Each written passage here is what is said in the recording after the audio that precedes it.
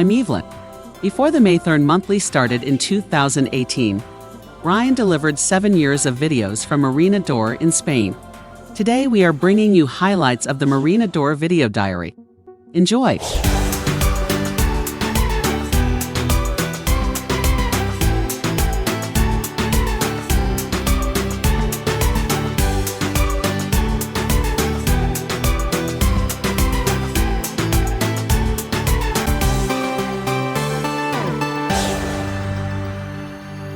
Marina d'Or at Oropesa del Mar never developed into a full-blown holiday resort. In fact, the company that put it together went bankrupt around the time of the global financial crash 2008 to 2010. Hundreds of UK apartment owners were left stranded without any help, so I put together first an email list and then a video diary because I was spending more time in the resort than most of the other owners. The videos you will see here give an idea of the lifestyle we had. We explored the area, an area that has very little English spoken, and we found things that we liked and suited our lifestyle. In Spain, most of the cats live wild, so we had some agonizing moments watching some of them suffer, but most of them were looked after quite well, and some of the locals brought them food, and we always took our leftovers once we realized that that was a good thing to do. What this 7 years of videos will show you is that the Spanish enjoy their outdoor life. They have lots of fiestas, and they certainly know how to relax and enjoy themselves. There isn't a lot of fresh water in Spain. The rivers dry up a lot, so having seawater desalinated for local consumption was a brilliant idea. Even more areas are now dug up, including that near the tourist office. And when we've driven around Oropesa town itself, we found that many of the roads are closed and being dug up. So whether that's to deliver the fresh water once it's desalinated, I'm not sure. And the boat that we've seen out at sea has been going backwards and forwards, may have been dragging pipelines, may have had divers going down to secure pipelines under the sea, we don't know. But we've been watching the goings on, and we're back here every few months to see how it's all going, so we'll keep a kind of video diary of all that.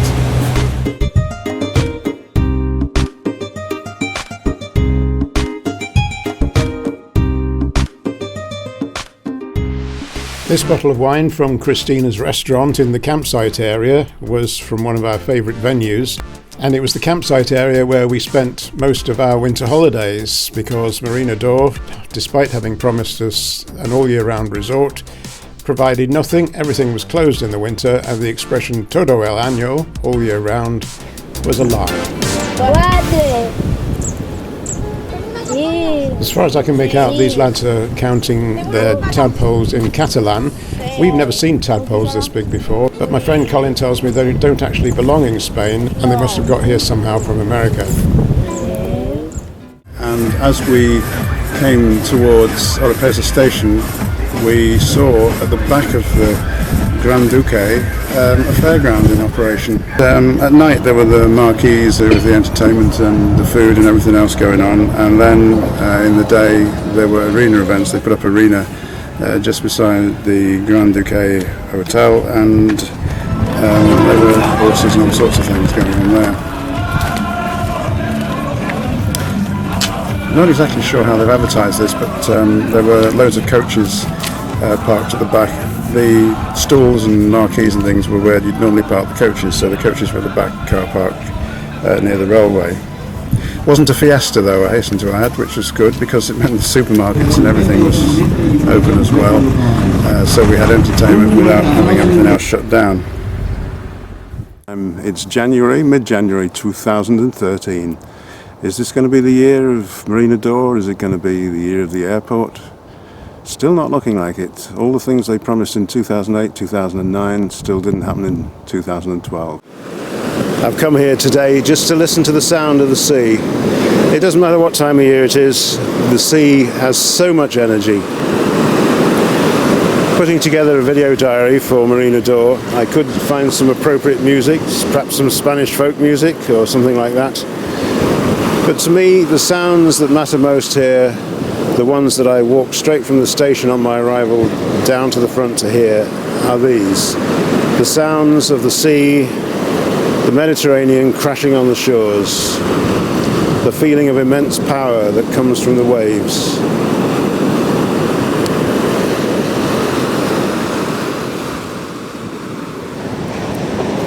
When you come to Marina d'Or, you're reminded quite frequently that this was once a camping coast. None of these apartments existed, and the whole area was dominated by these campsites. In the winter, it still is. And let's face it, these places know what they're doing. They know how to attract people from various countries in Europe. They know how to serve them. They know how to advertise to them. And they know when they want service. This one on the right is Didotta.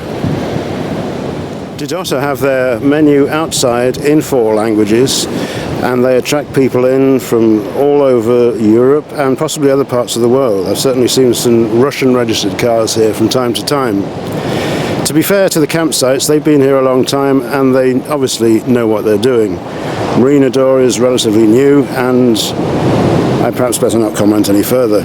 Now here's an interesting thought. Didotta, the campsite, is abierto todo el año, open the whole year. Now, where have we heard that before? But they really are open all year, and they tell you that in English as well. They know what it takes to run a resort. Anyway, let's be a bit positive, shall we? Tell you some of the things that are going on here, because there are some little bits and pieces that are progressing through the winter months. By the way, it's about 15 degrees here in January. It's very nice, and when the wind drops, it's quite warm.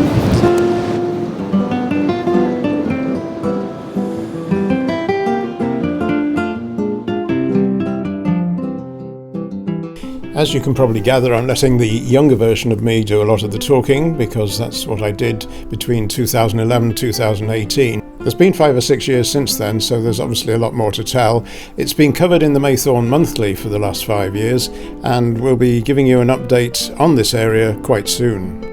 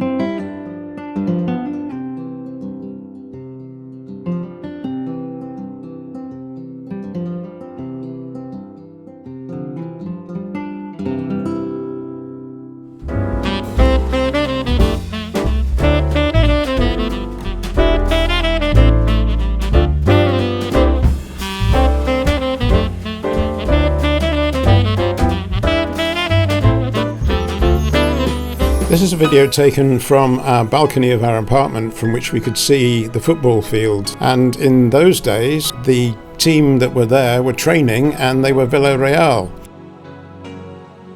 The other thing that happened in 2013 was that the lights in the main street by the 5-star hotel were upgraded, and also along by the gardens. The Spanish tend to take their holidays mainly in July and August, so the rest of the year is kind of wasted if it wasn't for other European countries coming here to spend some time. The Germans are the main people that occupy the campsites around here, and the English tend to come and stay in their apartments, so there's not that many of us though. There's some quite talented people working around this area. For one thing, there are mosaics used in many of the walls and curbs around the area. And on our walk from the supermarket back to our apartment every few days, we were watching this wall being developed with concrete and rock. And by the time it was finished, it was very impressive.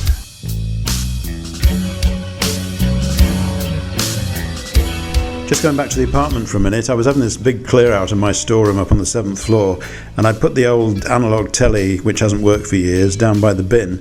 And I got back up to the apartment, looked down, and there was a guy already there taking it away. He'd gone through the bin, found a cardboard box, found some kind of strapping wire to strap it into the box, got it on his bike, and he was gone. Just didn't believe it. Within 5 minutes of me getting it down from the Trastero, bye-bye TV. As I was saying, things start to kick off in June with the hotels and beach bars starting to open up and work continuing right through the summer. This stretch along the Med had palm trees originally, but they got battered and knocked into the sea, so they've taken them all up completely and they're putting a new crazy paving pathway along part of it and then decking boards for the rest.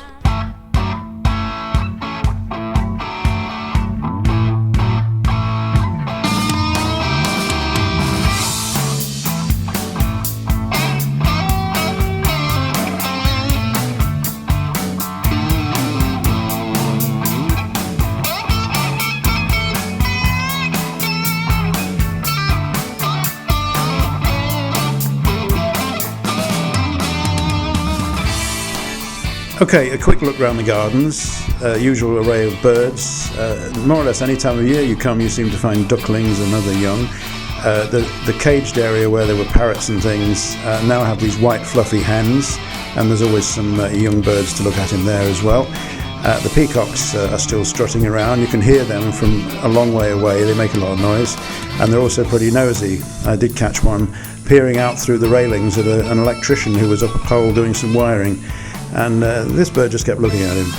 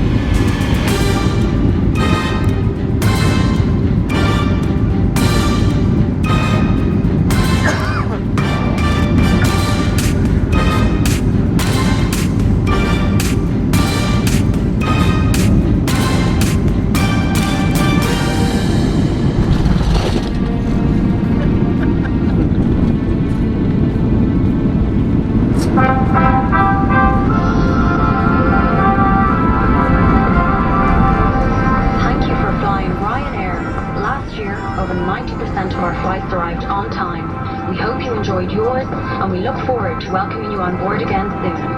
Ryanair, low fares, made simple.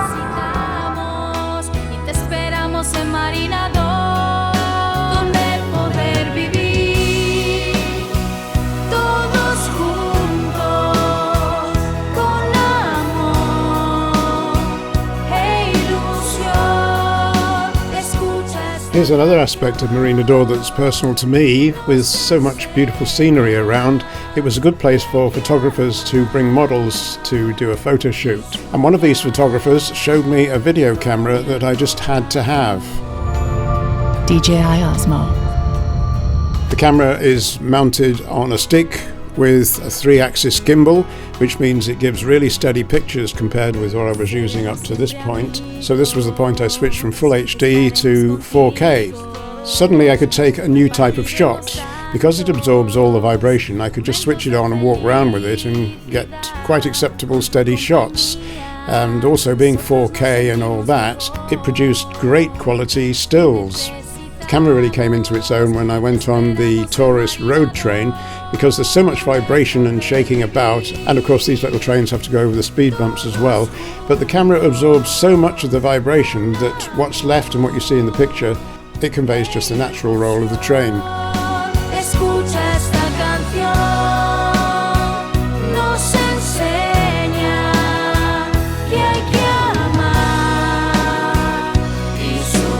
By 2016, a lot of the apartment buildings were well over 10 years old, including the ones on the back line where I lived. On the back line and diagonally opposite Mercadona, something else was taking shape. You can see the structure of this building and therefore understand how it only took a few months from foundations to completion. Clever, these Chinese. So in a few months it went from this to this. Beginning of October, a week or two ago for me, there was a festival in Oropesa where everybody took part. They had a huge Brian-sized paella pan. They cooked for the whole village. I didn't get any because the queue was so long. Have a look at the video I took where the queue goes right across the town square and right up the hill. We went to the Chinese, but that's me being impatient.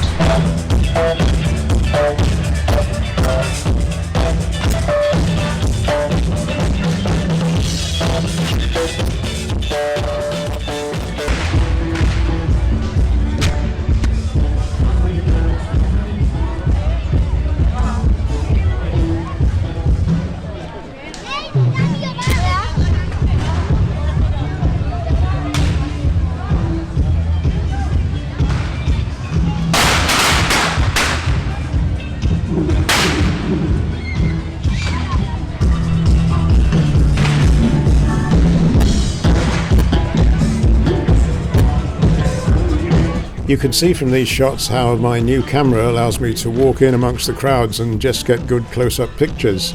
The thing that I hadn't got right in those days was the sound. It took me years and years of experimentation to get the quality of sound that I wanted. And I'm an ex-radio broadcaster, so sound is important to me.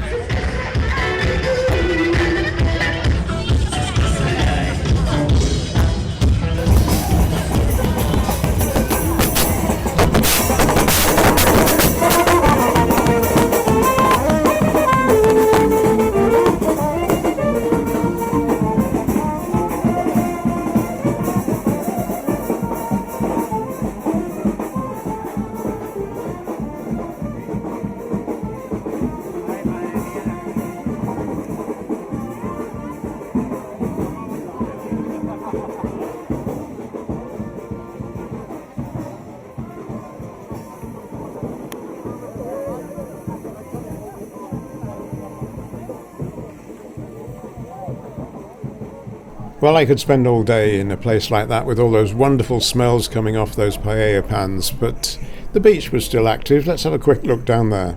Ahora empieza la función, el telón se abre ya y queremos disfrutar todos de esta gran fiesta. Es momento de la acción, de sentir satisfacción, de vivir para soñar y disfrutar jugando.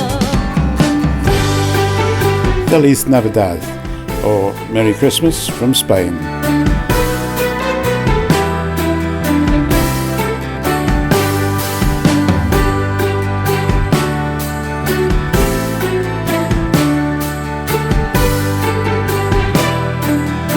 It may be mid-December, but by about 2 o'clock in the afternoon, it's another warm, sunny day.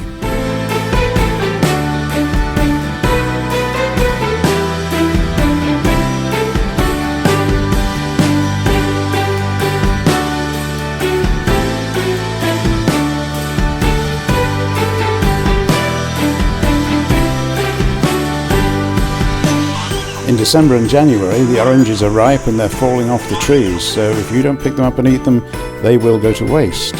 I've started to show you the places that we like to go for a drink when we're on our walks, and this one is called El Amare. It has the views of the sea like this, and there goes my drink.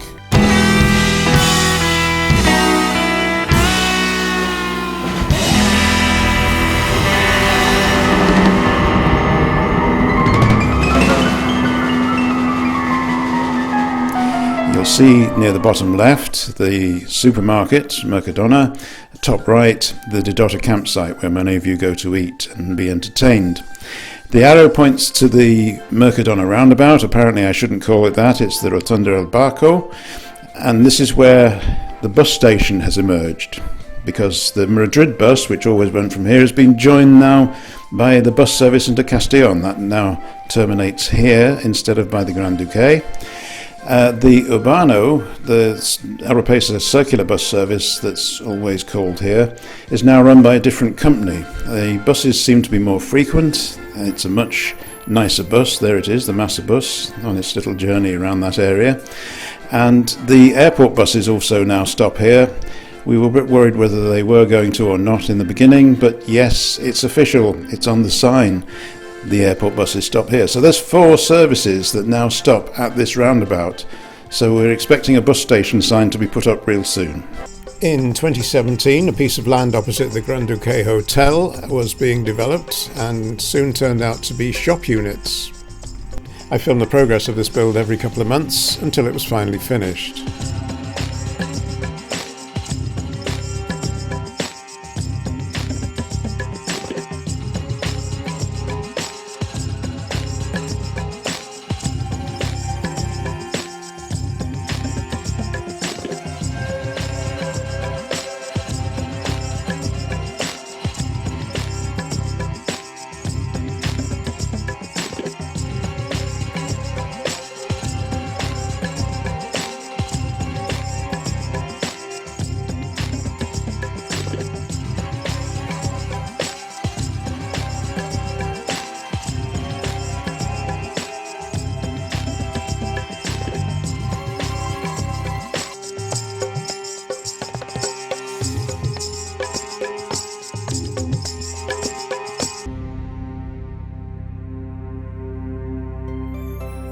A quick look back at that football field, which Villarreal were training on a little earlier in this presentation. Planet Switzerland run sports holidays around various parts of Europe. You'll notice the Marina d'Or apartments are the cheapest here, and they've made use of the sports facilities here, as have other sports organisations in the period we are reporting on. And back at that building site, and by our November visit it was all finished. Of course it wasn't open, it won't be open till next July probably. Que despierta tu imaginación. Bienvenidos a Marina d'Or, todos juntos con esta canción. The use of this warehouse didn't become apparent until after we'd finished doing the Marina d'Or video diaries, but it became another Casada market like the one down near Mercadona.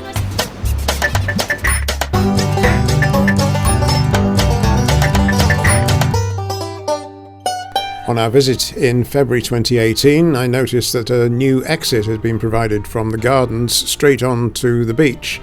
Never quite understood why they hadn't done this in the first place, but now they have. This was also the month when Mercadona closed. Fortunately, it wasn't permanent, it only closed for renovations and it came back looking a lot better. Just that in the meantime we had to find somewhere else to shop, and this was the only one within walking distance.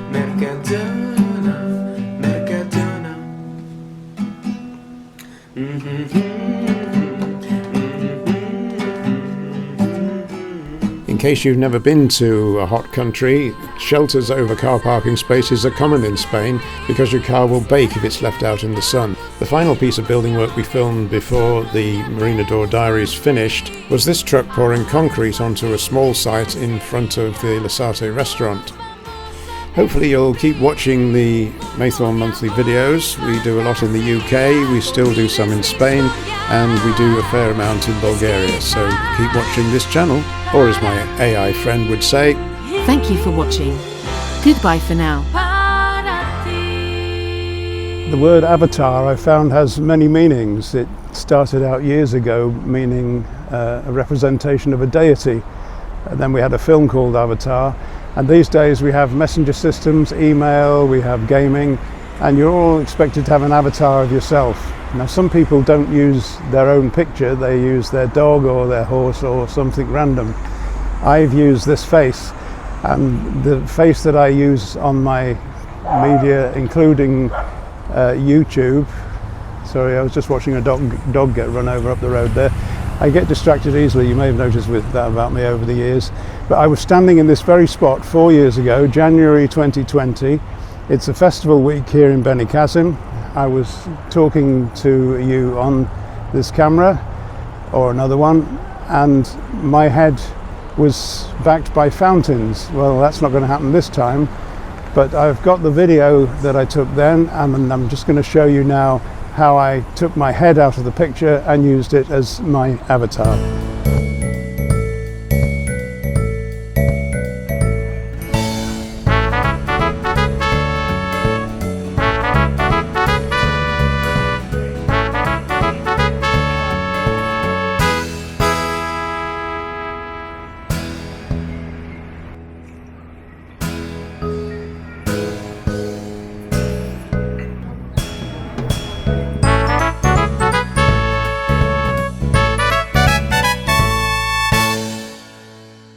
So the cafe that we were in 4 years ago on the town square where we had the little cakes, that's gone, it's closed down. A lot of things disappeared during COVID, so 4 years later it's not there at all. Well, the hut's there, as you can see. And I've now come to the place further along the beach. We're 6 bus stops south of where the town square is. Luckily there's a bus that terminates by the town square. We just hop on it and we come down along this beach, and we get a bus to an apartment over there.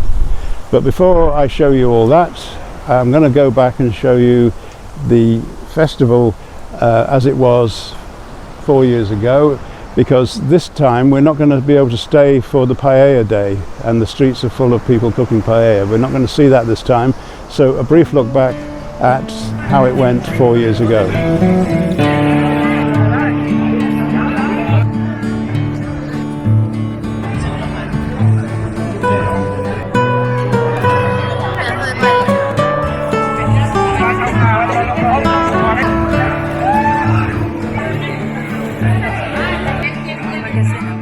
We stayed in this area before nearly 20 years ago in a hotel just a few hundred meters from where we've now taken the flat. And at the time we didn't know much about the area at all. We chose a walking route from the station, which we didn't realise at the time was nearly 5 kilometres, and took us past the water park, which I've never seen open.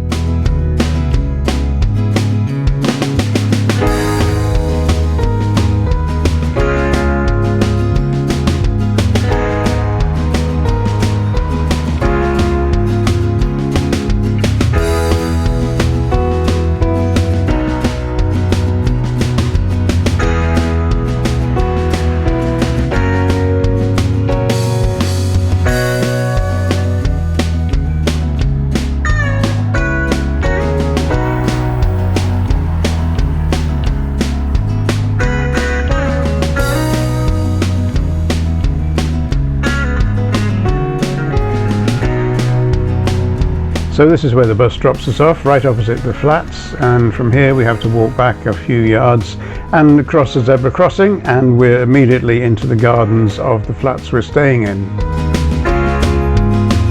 We're up there on the second floor, nice flat with a balcony, and so just a couple of floors up in the lift, and we're looking down on the gardens below and of course out at the Mediterranean. And here is where we are for this week. Okay, bit of techie talk. We've now come into the apartment that we're renting, and I'm going to show you the equipment. This is the internet router. This is how we're able to get things to you real fast.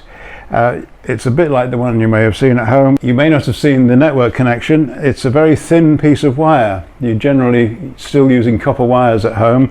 We are using this in full fibre, but not a lot of people can get that yet. This is a full fibre connection in a rented apartment. I'm very impressed. It does over 300 megabits a second. If you don't understand what that's about, I can see Ruth's blanking over. Let me tell you that I happen to have noticed if you say megabits per second, people glaze over. So let's call them miles an hour. Your average internet connection, like the one we've got in our flat at home, goes at 60 to 70 miles an hour. This one goes over 300 miles an hour. Bit of a difference. So we've got brilliant internet here. It helps me get my video straight to you as quick as possible. I'm going to put this down and go out there, so I'll see you out on the balcony in a minute. So this is the balcony they gave us, and we've got this nice little seating area. Now, most daytime TV, they have a couch. We've got a couch. We can do programs out here too if we wanted, but actually we're going to do most of our stuff out there in the real world. This, however, is great because it's warm out here, and I know I should apologise for that because in the UK you're having snow and ice, and we're having 21 degrees at the moment and a lovely blue sky and a blue sea. I'm going to bring my laptop out here in a minute. I'm going to start editing and I'm going to get all my equipment together here. So this is where I'm going to be working this week. I'm sorry about that. I'll be back in the snow next week. There's a few miles of beachfront you can walk along, and most of it's got a boardwalk, and it takes about half an hour to reach this point from our flat. This is Torre San Vicente. We've been here before, and there's a bar that we found here which is worth a look.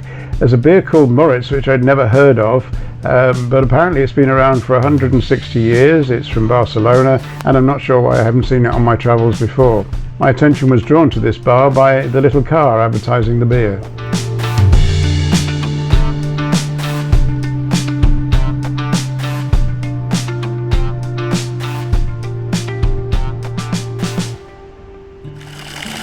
This is some video of 19 years ago when we stayed in this hotel, the Hotel en Tour, and it's just around the corner from where we're staying at the moment.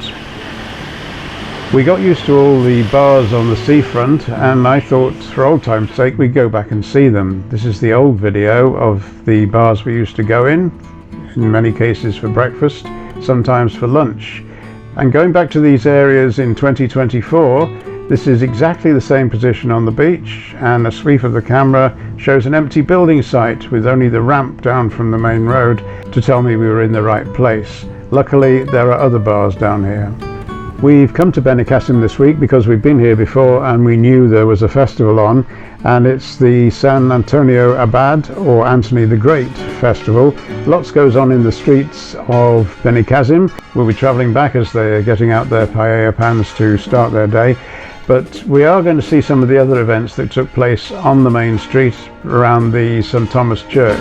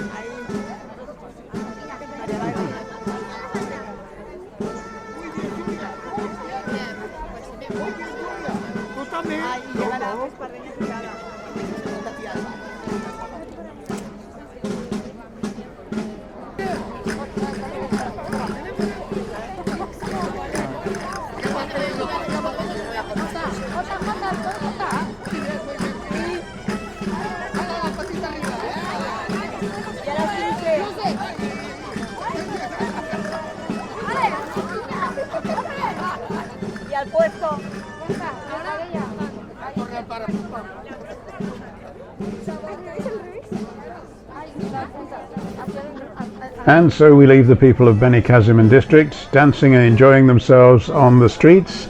We'll be back in Spain next month for another look around. And so we leave the festival dancing in the street and take our 10 to 15 minute bus ride back to the part of the beach where we're staying. And when we get off the bus, it's still warm enough to plonk ourselves on a bench and just gaze out to sea. In the morning, we're back out there and wondering what they're going to do with that empty spot on the beachfront where our breakfast used to be served. But we can now go up the side street where the hotel we stayed is. Now they're building new flats, which should be completed soon by the look of it, and a consumed supermarket has been built opposite. Shopping done, and we begin our daily walk north up the beach. One of the points of interest as we go is the varying trees. Some of them are quite unusual. This one, according to the sign, is a eucalyptus. As we walk along, we can choose to sit in the shade in front of a bar and listen to this musical instrument water feature, or we can sit out in the sun. Taking a look at the map we got from the tourist office, we normally walk along the first bit of the beach to where that land sticks out, and then turn left into town and go and explore Benicassim town centre. But today we're going to carry on all the way along the beach to the far end. Right at the end of that stretch of beach, just before it turns uphill towards Oropesa, there's the Hotel Voromar on the corner, which is where we're having our lunch today.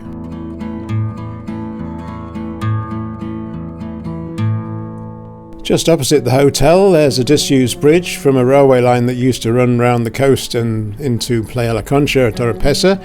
Now the train tracks have been removed and the Via Verde has been created, which is a walkway and cycle track. I've walked this way a couple of times. It's about 5 kilometres round to Oropesa.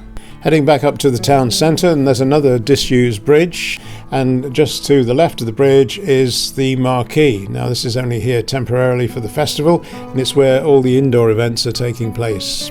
And finally we reach Paella Day, which is when the streets will be lined with people making wonderful smells. So as we walk through the town centre up to the railway station at dawn, we see that the sand pits have been put out overnight, and those are where the pitches for the fires are going to be for the cooking of the paella. And that's goodbye from Benicassim and goodbye from the Maythorn Monthly. See you next month.